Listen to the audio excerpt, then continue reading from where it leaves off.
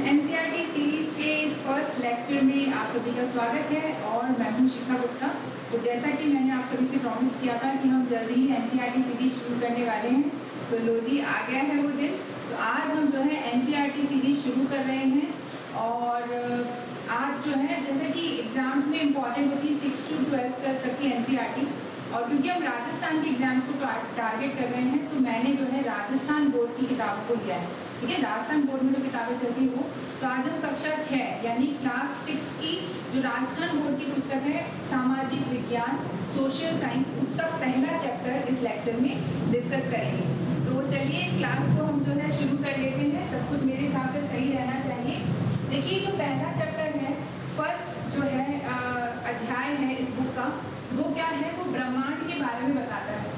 हालांकि कुछ परीक्षाओं में ये चैप्टर होता है, कुछ परीक्षाओं में नहीं होता, लेकिन देखा जाए तो थोड़े बहुत क्वेश्चन यहाँ से हर एग्जाम में बनते हैं, चाहे वो आईएएस का एग्जाम ही क्यों ना हो और चाहे वो छोटे से छोटा रीट का या पटवार का या कांस्टेबल का या किसी भी तरह के टीचर्स एग्जाम या कोई सा भी एग्जाम क्यों ना हो, तो हर एग्जाम में यहाँ से जो है प्रश्न आ सकते हैं, संभावना रहती है। और इन दिनों तो जैसे रीट का सिलेबस अपडेट हुआ है, उस सिलेबस में भी जो है एक अलग से सौर मंडल है, इन सारे टॉपिक्स को विशेष रूप से डाला गया है, यानी इनसे प्रश्न आएंगे। दोबारा अगर हम बात करें पीएसआई की, जिसका की एग्जाम भी आने वाला है, तो पीएसआई के एग्जाम में भी जो है सिर्फ ये लिखा हुआ है ब्रॉड फिजिकल फीचर। ठीक है, यानी विस्तारित रूप से हमें भौतिक जो स्थलाकृतियाँ हैं या भौतिक जो लक्षण हैं वो बात करने हैं पृथ्वी के, तो हो सकता है इसमें इससे जुड़े हुए प्रश्न भी आ जाए। तो हम जो है इस चैप्टर को पढ़ लेते हैं, और ज़्यादा बड़ा चैप्टर नहीं है, छोटा सा चैप्टर है और मेरे हिसाब से आपके एग्जाम में काफ़ी हेल्पफुल भी रहेगा। तो चलिए शुरू कर लेते हैं। देखिए जो पहला चैप्टर है वो क्या कहता है, मैं साथ में स्लाइड लेकर आई हूँ, और ये जो पीडीएफ है ये आपको पीएस कॉर्नर के टेलीग्राम चैनल पे मिल जाएगी, और टेलीग्राम चैनल का जो लिंक है वो इस वीडियो के डिस्क्रिप्शन में आपको मिल जाएगा। ठीक है, तो ये लिखा हुआ है कि हमारी पृथ्वी के चारों ओर अनंत अंतरिक्ष व्याप्त है। दिन के समय सूर्य की रोशनी के कारण हमें यह प्राय हल्का नीला दिखाई देता है। तो इसमें गौर करने वाली बात है कि दिन के समय सूर्य की रोशनी के कारण हमें यह हल्का नीला दिखाई देता है। तो सूर्य की रोशनी है जिसकी वजह से हल्का नीला दिखाई देता है। जब रात को अंधेरा हो जाता है तो हमें ये काला दिखाई देता है। अब इसमें सूर्य की रोशनी के कारण नीला क्यों दिखाई देता है, ये प्रकीर्णन के कारण जो है नीला दिखाई देता है। क्या वजह है, प्रकीर्णन के कारण आसमान का रंग नीला होता है। नीला रंग जो होता है वो आसमान का किसकी वजह से होता है, प्रकीर्णन के कारण, या जिसको हम बोलते हैं स्कैटरिंग। स्कैटरिंग हो जाती है प्रकाश की, सूर्य से आने वाली रोशनी की स्कैटरिंग हो जाती है, उसके कारण जो है आकाश का रंग हमें नीला दिखाई देता है। ठीक है, अब इसमें हम आगे की ओर बढ़े तो क्या लिखा है, रात्रि में आकाश के अद्भुत दृश्य से हमारे मन में कई प्रश्न खड़े होते हैं और हमें लगता है कि ये पिंड क्या है, कितने दूर हैं, और इस जो है अध्याय में हम इन्हीं सारी चीज़ों को जानने का प्रयास करेंगे। अच्छा, प्राचीन काल में आसमान में दिखाई देने वाले तारों के विभिन्न समूह को तारा मंडल या नक्षत्र मंडल या अन्य कई नामों से जाना जाता रहा, और उसमें क्या है अलग अलग नाम दिए गए। ठीक है, तो हम जैसे सप्तऋषि मंडल है, तो भारत में आसमान में दिखाई देने वाले 7 तारों के समूह को सप्तऋषि मंडल के नाम से जाना जाता है, लेकिन विश्व के अलग अलग स्थानों पर इनके अलग अलग नाम हैं। जैसे कि अगर हम देखें कि ये जो है ये बना हुआ है भालू जैसा, ये क्या है, सप्तऋषि मंडल है। ठीक है, तो इसे बोला जाता है ग्रेट बियर या अर्सा मेजर। ठीक है, ये जो बड़ा जो पूरा सप्तऋषि का भाग है इसे क्या बोला जाता है, यूनान में अर्सा मेजर या ग्रेट बियर, और वहीं पर यूनान में इसके बीचों बीच 4 तारे होते हैं। बीचों बीच में ये जो 4 तारे आपको दिखाई दे रहे हैं, इन 4 तारों को यूनान में तो बोला जाता है स्मॉल बियर, यूनान में बोला जाता है स्मॉल बियर, फ्रांस में इसे बोला जाता है सॉसपैन। सॉसपैन क्या होता है, जैसे हत्ते वाली डेगची, यानी जैसे कि हम चाय की जनरली हमारे यहाँ भगोनी रहती है जिसमें हैंडल लगा रहता है, तो उसे फ्रांस में बोला जाता है सॉसपैन। ब्रिटेन में इसे बोला जाता है खेत जुताई वाला हल। ठीक है, खेत जुताई वाला हल बोला जाता है ब्रिटेन में। और भारत में इसे क्या बोला जाता है, भारत में इसे जो है चारपाई कहते हैं। भारत में क्या कहते हैं, इसे चारपाई कहते हैं। तो इसका नाम याद रखेंगे। ये जो सप्तऋषि मंडल है, सप्तऋषि मंडल का ये जो भाग है बड़ा, इसे क्या कहते हैं, ग्रेट बियर या अर्सा मेजर। और इसके बीचों बीच जो ये 4 तारे हैं, इसके बीच में 4 तारे रहते हैं, तो उसको कहा जाता है सॉसपैन, यानी स्पेन में से कहा जाता है जुताई वाला हल, भारत में से कहते हैं चार पाई, और यूनान में से कहा जाता है स्मॉल बियर। तो इस प्रकार से इसके अलग अलग नाम हैं। ये देखो इस प्रकार से इसकी स्लगती बनी हुई है। ये है जो सप्त ऋषि मंडल से जुड़े हुए प्रश्न आ सकते हैं, और ये जो है सप्त ऋषि मंडल को अर्सा मेजर कहा जाता है, अर्सा मेजर, ठीक है, या ग्रेट बियर कहा जाता है, ठीक है। अब इसमें आगे क्या दिया हुआ है कि पहले के टाइम पर लोगों के पास इतनी टेक्नोलॉजी नहीं थी, और इसलिए इनको जानने पहचानने के हमारे पास तरीके नहीं थे, तो कहानियाँ बना दी गई, और इसमें सबसे ज़्यादा इम्पोर्टेंट जो है वो ध्रुव तारे के बारे में बताया गया। जब भारतीय मान्यता के अनुसार ध्रुव तारे से उत्तर दिशा का सटीक निर्धारण किया जाता रहा है कि ध्रुव तारा हमेशा एक ही स्थान पर सीधा एक ही स्थान पर चमकता है, वो है उत्तरी ध्रुव। अच्छा, बाद में इसकी व्याख्या की गई कि उत्तरी ध्रुव पर ही क्यों दिखता है ध्रुव तारा। उसकी वजह ये है कि अगर मान लीजिए ये पृथ्वी है और पृथ्वी का ये अक्ष है, हालांकि थोड़ा झुका हुआ है, इसकी हम चर्चा करेंगे धीरे धीरे आने वाले चैप्टर्स में। तो ये हमारा उत्तरी ध्रुव है और ये दक्षिणी ध्रुव है। तो उत्तरी जो तारा है, पोल स्टार है या ध्रुव तारा है, वो ठीक इसके ऊपर चमकता है, ठीक है, हमारे अक्ष के ठीक ऊपर चमकता है। यही वजह है कि चाहे पृथ्वी कितना भी घूम ले, क्योंकि पृथ्वी कहाँ घूमती है, अपने अक्ष के चारों ओर घूमती है, तो पृथ्वी कितना भी घूम ले अपने अक्ष के चारों ओर, लेकिन ये जो तारा है ये तो यही रहेगा। क्योंकि अगर मान लीजिए कोई ये तारा यहाँ पर चमक रहा होता, ये ध्रुव तारा इस जगह पर होता, तो ये स्थान पृथ्वी जब घूमती तो ये स्थान कभी इस जगह होता, इस जगह होता, यानी हर एक स्थान पर ये अलग अलग जगह दिखाई देता। लेकिन क्योंकि उत्तरी ध्रुव हमेशा इसी बिंदु पर रहेगा, चाहे पृथ्वी कितना भी घूम ले, इस कारण जो है उत्तरी तारा जो है, ध्रुव तारा जो है, वो हमें ठीक यहीं पर दिखाई देता है, और दक्षिणी गोलार्ध से ध्रुव तारा नहीं दिखाई देता है। याद रखेंगे आप लोग, ये जो ध्रुव तारा है जिसे पोल स्टार कहा जाता है, ये दक्षिणी गोलार्ध से नहीं दिखाई देता और हमेशा उत्तर दिशा की ओर हमेशा एक ही स्थान पर दिखाई देता है। तो ये इसकी खास बात है, इसको आप याद रखेंगे, यही वजह कि इसे ध्रुव तारा कहा जाता है। अच्छा, इसके बारे में जो कहानी है वो ज़्यादा हमें जानने की जरूरत नहीं है। राजा उत्तानपाद थे, उनकी दो वाइफ्स थी, बीवियाँ थी, एक सुनीति जी थी जिनके पुत्र थे ध्रुव, एक सुरुचि जी थी जिनके पुत्र थे जो है उत्तम, ठीक है। अब वो उत्तम उनकी गोद में, राजा जी की गोद में बैठकर खेल रहा था। राजा जो ध्रुव थे उन्होंने कहा कि भाई मैं भी खेलना चाहता हूँ, तो सुरुचि जी ने कहा कि नहीं नहीं, अगर तुम्हें अपने पिताजी की गोद में खेलना है तो तुम्हें मेरी कोख से जन्म लेना पड़ेगा, तभी तुम खेल पाओगे, और इसके लिए तुम भगवान नारायण जी की जो है आराधना करो। तो उन्होंने नारायण जी की आराधना की और फिर उनको वरदान मिला कि तुम एक महान राजा बनोगे। इसके पीछे की कहानी है, इससे आपके एग्जाम में प्रश्न नहीं आने वाला है, ठीक है। तो आपको बस ये याद रखना है कि ध्रुव तारा हमेशा उत्तर दिशा की ओर दिखाई देता है, पोल स्टार भी कहते हैं, और दक्षिणी गोलार्ध से ध्रुव तारा नहीं दिखाई देता, ठीक है। आगे बढ़ते हैं, चलिए। खगोलीय पिंड के लिए कहते हैं हमारे ब्रह्मांड में जितने भी पिंड हैं उनको हम खगोलीय पिंड कहते हैं, चाहे वो ग्रह हो, चाहे वो ग्रह हो, चाहे वो तारा हो, चाहे धूमकेतु हो, मतलब किसी भी प्रकार का कोई भी खगोलीय पिंड जो है वस्तु है या पिंड है अगर ब्रह्मांड में, उसे हम खगोलीय पिंड कहते हैं। अच्छा, अब क्या होता है कि जो खगोलीय पिंड होते हैं उनमें सबसे मुख्य है तारे। तारे हमारे लिए क्यों इम्पॉर्टेंट है, क्योंकि तारों की स्वयं की ऊर्जा होती है। स्वयं की ऊर्जा क्यों होती है, क्योंकि ये कैसे बने होते हैं, हाइड्रोजन हीलियम से बने होते हैं, और इनके अंदर दो हाइड्रोजन के अणु मिलकर नाभिकीय संलयन के द्वारा हीलियम बना रहे होते हैं, ठीक है। किस प्रक्रिया के द्वारा, नाभिकीय संलयन की प्रक्रिया के द्वारा ऊर्जा उत्पन्न होती है, किसमें, तारों में। और नाभिकीय संलयन किसका हो रहा होता है, नाभिकीय संलयन हो रहा होता है कि हाइड्रोजन और हाइड्रोजन के अणु मिलकर हीलियम का अणु बना रहे होते हैं। दो हाइड्रोजन मिलकर हीलियम बनाते हैं, तो जब भी दो नाभिक मिलते हैं तो बहुत ज़्यादा ऊर्जा उत्पन्न होती है, इसी नाभिकीय संलयन बोला जाता है। यही वजह है कि तारों की स्वयं की ऊर्जा होती है और स्वयं का प्रकाश होता है। और हमारा जो सूर्य है वो भी एक तारा है, ठीक है। हमारे सौरमंडल का तारा कौन सा है, सूर्य। तो एग्जाम में आपसे एक प्रश्न पूछा जा सकता है कि हम पृथ्वी के सबसे निकट का तारा कौन सा है, तो ऑब्वियसली उसका आंसर सूर्य होगा, क्योंकि सूर्य हमारा तारा है भाई, हमारे सौरमंडल का, तो सबसे निकट का तारा सूर्य है पृथ्वी, ठीक है। आगे बढ़े इसमें कि अब जो कुछ पिंड है, हमेशा जरूरी नहीं है सारे पिंड ठोस पदार्थों के बने। जैसे हमने सूर्य में देखा गैसेज हैं, हाइड्रोजन क्या है, गैस है, और हीलियम भी गैस है, तो हाइड्रोजन के अणु मिलकर हीलियम बना रहे हैं, ठीक है। तो इसी प्रकार से जो है हर एक खगोलीय पिंड जरूरी नहीं है एक ही प्रकार का है।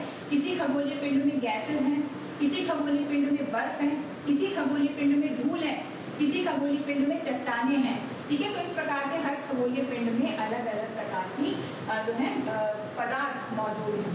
ठीक है, अब इसके बाद जो है हमें आसमान में तारे बहुत सूक्ष्म और दूर दिखाई देते हैं और कुछ की चमक बहुत तेज होती है, कुछ की कम होती है। इसकी वजह क्या है? क्योंकि कई जो खगोलीय पिंड हैं वो इस वजह से चमक रहे होते हैं कि उन पर किसी और खगोलीय पिंड का प्रकाश पड़ रहा होता है। यानी हर चमकता हुआ जो आसमान में हमें रात को दिखाई देता है वो हर खगोलीय पिंड तारा नहीं होता।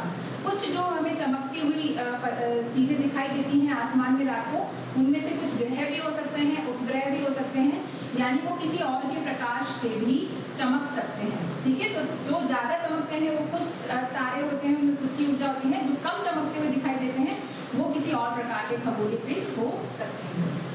ठीक है, तो ये हो गई। इसके बाद इसमें बताया गया है कि ब्रह्मांड में क्या होता क्या है। तो समस्त आकाशीय खगोलीय पिंड अनंत आसमान में बिखरे हुए प्रतीत होते हैं। इस असीम आसमान को क्या कहा जाता है? अंतरिक्ष कहा जाता है। ठीक है, और अंतरिक्ष का जो विस्तार है वो असीमित है। हमें नहीं पता कितना विस्तार है ब्रह्मांड का। एक थ्योरी आई थी, उसके अंदर कहा गया था, जिसे कहते हैं pulsating universe theory. Pulsating universe theory मैं लिख के बताती हूँ आपको। पल्सेटिंग यूनिवर्स, इसके ये क्या कहती है कि जो ब्रह्मांड है ना उसमें दोलन हो रहा है। दोलन हो रहा है, इसका क्या मतलब है कि ब्रह्मांड जो है 41 करोड़ वर्षों तक फैलता है, फिर 41 करोड़ वर्षों तक सिकुड़ता है। जैसा कि अभी कहा गया कि ब्रह्मांड जो है फैल रहा है, क्यों? क्योंकि इसके बीच की जो खगोलीय पिंड है, इसमें जो खगोलीय पिंड है उनके बीच की दूरी बढ़ती जा रही है, मतलब ब्रह्मांड का विस्तार हो रहा है। तो हमें नहीं पता इसकी सीमा क्या है, लेकिन ये थ्योरी आई थी कि इतने वर्षों में तक ये फैलेगा, फिर इतने वर्षों तक ये सिकुड़ जाएगा। तो ये थ्योरी है। ठीक है, अब इसमें और क्या कहा गया है? अंतरिक्ष के अनंत फैलाव में खगोलीय पिंडों के असंख्य समूह हैं और जो क्या करते हैं गुरुत्वाकर्षण के कारण अब जो है आपस में जुड़े हुए हैं। ठीक है, तो जो पिंड जो है गुरुत्वाकर्षण बल के कारण आपस में जुड़े हुए हैं, जैसा कि इसमें क्या लिखा हुआ है कि विभिन्न तारों एवं उनके अवशेषों, तारों और उनके अवशेषों यानी तारों के अवशेष और तारों के मध्य गैसों और धूल कणों का एक ऐसा जमाव जो गुरुत्वाकर्षण के कारण एक दूसरे से बंधा है, उसे क्या कहते हैं? आकाशगंगा कहा जाता है। इसे आकाशगंगा कहते हैं। यानी कुछ बहुत सारे तारे हो, तारों का क्या है? तारों का समूह हो, तारों के अवशेष हो, इसके अलावा उसमें धूल कण हो, गैसेज हो और आपस में गुरुत्वाकर्षण बल से बनी हो, तो उन्हें क्या कहा जाता है? आकाशगंगा कहते हैं। और इन्हीं अनगिनत आकाशगंगाओं के समूह को क्या कहा जाता है? ब्रह्मांड कहा जाता है। ठीक है, और तारों के जो छोटा समूह होता है उसे कहते हैं नक्षत्र मंडल। तो जो आकाशगंगा होती है यानी गैलेक्सी होती है, तो इसमें पूछा जाता है कि हमारी जो गैलेक्सी है वो कौन सी है? हमारी गैलेक्सी आकाशगंगा का नाम है मिल्की वे। ठीक है, ये यहाँ पर दिया हुआ है। और इसका दूसरा नाम है ऐरावत पथ मंदाकिनी। तो जो हमारा सौर परिवार है वो इस आकाशगंगा का एक छोटा सा तारामंडल है। एक होती है ब्रह्मांड, ब्रह्मांड के अंदर होगी आकाशगंगा, आकाशगंगा के अंदर कुछ सेलेक्टेड जो है तारों के समूह होते हैं जिन्हें नक्षत्र मंडल कहा जाता है, और नक्षत्र मंडल के अंदर तारामंडल होता है। तो तारामंडल, हमारा तारामंडल कौन सा है? जिसे हम कहते हैं सौर मंडल। सौर मंडल जिसके अंदर हमारा सूर्य तारा है और सूर्य का परिवार है, जिसमें कि हम भी आते हैं, पृथ्वी जो कि तीसरा ग्रह है। हम आगे आने वाले देखेंगे चैप्टर्स में। तो क्या होता है, हमारी जो आकाशगंगा है इसका नाम क्या है? पूछा जाता है कई बार एग्जाम में, मिल्की वे, मंदाकिनी या ऐरावत पथ इसको बोलते हैं। ऐरावत पथ, मिल्की वे या मंदाकिनी इसको बोला जाता है। अच्छा, इसे मिल्की वे क्यों कहते हैं? यानी दूध गंगा भी कहा जाता है इसको। दूध गंगा, पहली बात तो गंगा ही कहा जाता है कि ऐसा माना गया भारतीय कल्चर के अनुसार कि एक नदी है, प्रकाश की नदी है एक प्रकार से। ठीक है, और इसका नाम मिल्की वे यानी दूध गंगा क्यों रखा गया कि अगर भूमध्य रेखा के ऊपर से देखें तो भूमध्य रेखा के ऊपर रात्रि के समय ये कैसे दिखाई देती है? इस प्रकार से लहरनुमा सफेद रंग की दिखाई देती है। कैसे दिखाई देती? लहरनुमा इस प्रकार से सफेद रंग की ये दिखाई देती है और ऐसा लगता है जैसे प्रकाश की कोई गंगा हो, इसलिए इसका नाम दूध गंगा यानी दूध की गंगा हो, मिल्की वे इसका नाम रख दिया गया। ठीक है, समझ गए। भूमध्य रेखा पर ऐसी दिखाई देती है हमारी आकाश गंगा की एक जो विंग है, हमारी आकाश गंगा का कुछ भाग इस प्रकार से दिखाई देता है रात्रि। ठीक है, तो इसका आप याद रखेंगे। अच्छा, प्रकाश वर्ष क्या किसे कहा जाता है, ये भी यहाँ दिया गया है कि प्रकाश वर्ष जो होता है वो दूरी का मापक है। एग्जाम में पूछा जाता है, साइंस का प्रश्न माना जाता है इसे, कि प्रकाश वर्ष क्या होता है, दूरी का मापक है। किसे नापता है प्रकाश वर्ष, दूरी को। यानी एक वर्ष में प्रकाश जितनी दूरी तय करता है उसे प्रकाश वर्ष बोलते हैं। अब प्रकाश की गति क्या होती है, चाल क्या होती है, प्रकाश की चाल होती है 3 लाख किलोमीटर प्रति सेकेंड। 3 लाख किलोमीटर प्रति सेकेंड। तो एक वर्ष में प्रकाश कितनी दूरी तय कर लेगा, इसको ये प्रति सेकेंड है, तो मिनट से, घंटों से, फिर उसके बाद दिन से, ऐसे मल्टीप्लाई करते जाएंगे तो हमारे पास लगभग कितना आ जाएगा कि प्रकाश एक वर्ष में 95 खरब किलोमीटर, कितना 95 खरब किलोमीटर दूरी तय कर लेता है। लगभग 95 खरब किलोमीटर ये होता है एक प्रकाश वर्ष। प्रकाश की गति क्या होती है, 3 × 10⁸ मीटर प्रति सेकंड बोल लें, या तो इसको, या हम बोल सकते हैं कि 3 लाख किलोमीटर प्रति सेकंड हो सकती है। तो ये क्या है, प्रकाश की गति 3 लाख किलोमीटर प्रति सेकंड, और एक वर्ष में प्रकाश कितनी दूरी तय करता है, 95 खरब किलोमीटर लगभग, और यही क्या होता है, प्रकाश वर्ष कहलाता है। तो प्रकाश वर्ष किसका मापक है, दूरी का मापक है। आप ब्रह्मांड में हम किसी भी पिंडों के बीच में दूरी ज्ञात करते हैं तो प्रकाश वर्ष होता है। ठीक है, अब इसके बारे में कि ब्रह्मांड कैसे उत्पन्न हुआ, इसके बारे में एक सिद्धांत है जिसे कहा जाता है बिग बैंग। बिग बैंग सिद्धांत। बिग बैंग सिद्धांत में क्या कहा गया, जॉर्ज लेमेत्रे थे जिन्होंने बिग बैंग सिद्धांत दिया था। कौन थे, जॉर्ज लेमेत्रे। जॉर्ज लेमेत्रे ने ये कहा कि बिग बैंग सिद्धांत क्या होता है कि आज से लगभग 13.7 अरब वर्ष पहले, क्या था, 13.7 अरब वर्ष पहले क्या हुआ था, एक बहुत तेज, बहुत प्रभावशाली विस्फोट हुआ। इस प्रकार से सबसे पहले एक ऐसा छोटा कण बन गया जिसके अंदर जितना आज का ब्रह्मांड है उस पूरे ब्रह्मांड का द्रव्यमान समाहित था। इतने छोटे कण में, एक बिंदु के समान कण में पूरे ब्रह्मांड की ऊर्जा, उसका द्रव्यमान समाहित था। और जब इतने से कण में इतनी ऊर्जा आ जाएगी तो उसके अंदर विस्फोट होगा, और इस विस्फोट को कहा गया बिग बैंग। और ऐसा माना जाता है कि सारे खगोल, उस विस्फोट के बाद जितने भी आज हमें खगोलीय पिंड दिखाई देते हैं ब्रह्मांड में, चाहे वो जितनी भी आकाश गंगाएं हो, नक्षत्र मंडल हो, तारामंडल हो, वो सब इसी विस्फोट के कारण बने थे। ठीक है, और पृथ्वी सहित जो सौर परिवार है वो भी इसी से बना था। हमारे, मैंने आपको बता ही दिया कि हमारी आकाश गंगा का नाम क्या है, मिल्की वे है, और ये दूध के समान दिखाई देती है। दूध गंगा ऐसे कहा जाता है। इसका दूसरा नाम है ऐरावत पथ। ज्यादातर जगह पर ये नाम हमें नहीं मिलता है, लेकिन ये हमारी किताबों में दिया हुआ है, ऐरावत पथ इसका नाम है। ठीक है, तो ये आप याद रखेंगे। ठीक है, अब इसमें दिया गया है कि हमारी पृथ्वी का सबसे निकटतम तारा कौन है, सूर्य है। हमारी पृथ्वी का सबसे निकटतम तारा है सूर्य, और जो पृथ्वी से कितना दूर है, 15 करोड़ किलोमीटर दूर है। अर्थात ये औसत दूरी है, जो 15 करोड़ किलोमीटर दूर है सूर्य पृथ्वी से, ये एक औसत दूरी है, क्योंकि ये बदलती रहती है। अगर हम बात करें इस प्रकार से पृथ्वी की और सूर्य की, मान लीजिए ये पृथ्वी है और सूर्य के चारों चक्कर लगा रही है, तो ये सूर्य है बीचों बीच, और ये पृथ्वी की कक्षा है। पृथ्वी इस कक्षा में सूर्य के चारों चक्कर लगा रही है। एक जगह आती है जब सूर्य और पृथ्वी के बीच की दूरी सबसे कम होती है, लगभग 14.8 करोड़ किलोमीटर। लगभग ये जनरली 14 करोड़ 750 ऐसे होती हैं। और यहाँ पे अगर हम देखें सबसे ज़्यादा तो लगभग 15.2 करोड़ किलोमीटर लगभग में है। इसको 14.7 भी लिख सकते हैं हम। ठीक, तो इसे जब सूर्य, पृथ्वी और सूर्य के बीच की दूरी अधिकतम होती है तो इसे कहा जाता है अपसौर। इंग्लिश में इसे बोलते हैं एपीलियन। और जब सूर्य पृथ्वी के सबसे निकट होता है तो इसे कहा जाता है उपसौर पेरिहीलियन। ठीक है, तो इस प्रकार से पृथ्वी सूर्य के चारों ओर चक्कर लगाती है, तो उसकी औसत दूरी हम 15 करोड़ किलोमीटर लिखते हैं।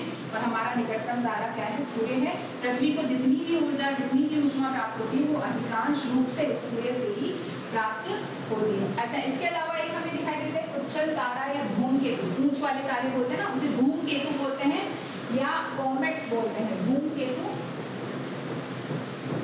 या कॉमेट्स, उच्चल तारा बोलते हैं। उच्चल तारा यानी पूंछ वाले तारे।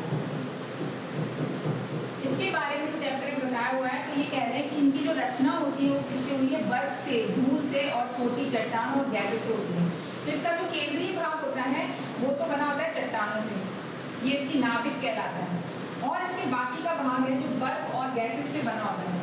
तो ये क्या करते हैं, ये जो धूमकेतु होते हैं, पुच्छल तारे होते हैं, ये भी सूर्य के चारों ओर चक्कर लगाते हैं अपनी निश्चित कक्षा में, और इनकी कक्षा ज्यादा बड़ी होती है, अंडाकार होती है, ठीक है। और ऐसे बहुत सारे जो कण हैं वो सौर मंडल में सूर्य का चक्कर लगा रहे हैं। अब क्या करते हैं, जैसे ही ये धूमकेतु क्या करते हैं, सूर्य के पास पहुंचते हैं, सूर्य के नजदीक आते हैं, जैसे पृथ्वी और सूर्य के बीच की एक निकटतम दूरी है, ऐसे ही जैसे ये सूर्य के नजदीक आएंगे चक्कर लगाते हुए, तो इनकी जो बर्फ और गैस है वो जलने लग जाती है और इस प्रकार से पूंछ के रूप में हमें दिखाई देती है। जैसे इस प्रकार से जलने लग जाएगी और सूर्य से दूर की तरफ, यानी सूर्य जैसे अगर मान लीजिए इधर सूर्य है, हाँ ये मान लीजिए सूर्य है और सूर्य की तरफ ये बढ़ रहा है, तो सूर्य से दूर की तरफ इसकी पूंछ बनेगी, सूर्य की विपरीत दिशा में इसकी पूंछ बनती है और इन्हें पूंछ वाला तारा या पुच्छल तारा कहते हैं। तो ये क्यों बनती है कि बर्फ और गैस के कारण इनकी पूंछ बन जाती है, तो ये पुच्छल तारे कहलाते हैं। और हमें जिसके बारे में सबसे ज्यादा पता है वो है पुच्छल तारा हैली। पुच्छल तारा एक हैली है जो हर 76 साल में हमें दिखाई देता है, हर 76 ईयर्स में हमें दिखाई देता है, क्योंकि ऐसा माना था कि ये सूर्य का चक्कर 76 साल में लगा लेता है। लास्ट टाइम ये 1986 में दिखा था, 1986 में, तो अगली बार ऐसा कहा गया है कि 2062 में दिखाई देगा। तो 2062 में इंतजार करेंगे, अगर हम लोग जीवित रहेंगे, कोरोना हमें बख्श देगा तो 2062 में हम इस हैली का इंतजार करेंगे कि पुच्छल तारा हमको दिखाई देगा। तो ये जो है ये होते हैं कॉमेट्स और पुच्छल तारा। तो इस चैप्टर में हमें ये सारी चीजें दी हुई थी। ब्रह्मांड की उत्पत्ति बिग बैंग से हुई, जिसके बारे में मैंने आपको बताया कि जॉर्ज लेमेट्रे ने बताया था कि बिग बैंग थ्योरी के बारे में, और एक छोटा सा कण था जो विस्फोट के कारण पूरे ब्रह्मांड की उत्पत्ति हुई। फिर आकाशगंगा, हमारी आकाशगंगा का नाम दूध गंगा, मिल्की वे, मंदाकिनी, ऐरावत पथ, ये सब है, ठीक है। और उसके अंदर सौर मंडल है, हमारे सबसे निकट का तारा सूर्य है, ठीक है, हमें ऊर्जा सूर्य से मिलती है। इसके अलावा हमने इसमें इंपॉर्टेंट चीज पढ़ी थी सप्तऋषि मंडल के बारे में। सप्तऋषि मंडल जो है उसको भारत में सप्तऋषि मंडल कहा जाता है, जबकि और देशों में अलग अलग नाम से जाना जाता है, जिसमें एक नाम मैंने आपको बताया था जो यूनान में प्रचलित है, इसे कहा जाता है अर्सा मेजर, या फिर कहा जाता है ग्रेट बियर, यानी विशाल भालू एक तरह से। और इसके बीच में जो 4 तारे हैं जो बिल्कुल बीच में हैं, उनको अलग अलग देशों में, जैसे इनको फ्रांस में कहा जाता है सॉस पैन, है ना, यानी वो किनारे को जो पकड़ने वाली हत्थे वाली ढेंचरी बोल सकते हैं। इसके अलावा ब्रिटेन में उसे अलग नाम से जाना जाता है, और भारत में उसे क्या कहते हैं, 4 पाई कहते हैं। तो ये हमने पढ़ा था कि इसके अलग अलग नाम हैं, और यूनान में तो इसे स्मॉल बियर कहते हैं, छोटा भालू कहते हैं, क्योंकि जो सप्तऋषि मंडल पूरा है उसे ग्रेट बियर कहा जाता है। तो इस प्रकार से इसके अलग अलग नाम हैं, इनमें से भी प्रश्न आ सकते हैं, क्योंकि ये जो टॉपिक है वो नए नए सारे एग्जाम्स में ऐड किए जा रहे हैं। हर एग्जाम में इन टॉपिक्स को ऐड किया जा रहा है, जिनका भी सिलेबस परिवर्तित हो रहा है। तो जिनके भी सिलेबस नहीं चेंज हुए हैं और सिलेबस में ढंग से डिफाइन भी नहीं किया गया है कि क्या क्या आने वाला है, तो वो लोग भी तैयार रहें, यहाँ से प्रश्न आ सकते हैं। तो इस लेक्चर के लिए इतना ही। जल्दी जल्दी इस सीरीज को हम कंटिन्यू करेंगे और आप हमारे साथ जुड़े रहें। हाँ, इस क्लास को जो है लाइक जरूर करना है, और हाँ शेयर भी करना है, ज़्यादा से ज़्यादा लोगों तक अपनी क्लास पहुँचे, इसके लिए आपको इस क्लास को शेयर करना है। तो ये जो PDF है आपको मिल जाएगी PS कॉर्नर पर, और हमारे साथ जुड़े रहें। हमारे साथ जुड़े रहने के लिए धन्यवाद, और लोगों को ज़्यादा से ज़्यादा जोड़ें। और अगर अभी तक चैनल को सब्सक्राइब नहीं किया हुआ है तो सब्सक्राइब भी कर लीजिए, क्योंकि जितनी जल्दी हमारे सब्सक्राइबर्स बढ़ेंगे उतनी ज़्यादा क्लासेस हम आपके लिए लेकर आ पाएंगे। तो आज के लिए इतना ही। Thank you very much, bye bye.